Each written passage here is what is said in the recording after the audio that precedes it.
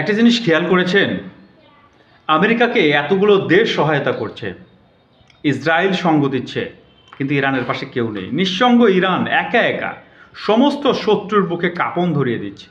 এক বিন্দু পরিমাণে ভয় কিন্তু তাদের মধ্যে কাজ করছে না। কিভাবে এত সাহস পাচ্ছে? কেন ইরান এত পাগলা ঘোড়া হয়ে গেছে?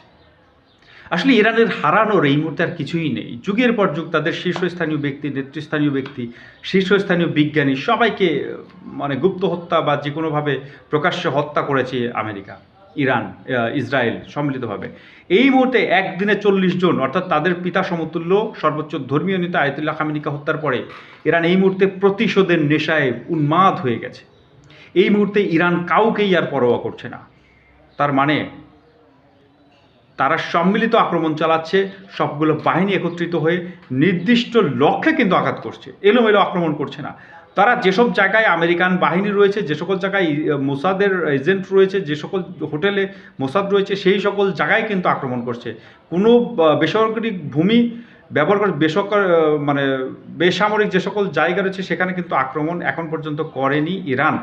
অর্থাৎ মধ্যপ্রাচ্যের মুসলিম দেশগুলোতে যে সকল জায়গায় আমেরিকান ঘাঁটি রয়েছে এবং ইরানের জন্য হুমকি তৈরি করে সেই সকল জায়গায় কিন্তু মূলত ইরান স্পষ্টভাবে নির্দিষ্ট লক্ষ্যেই আঘাত করেছে। শুভকামনা।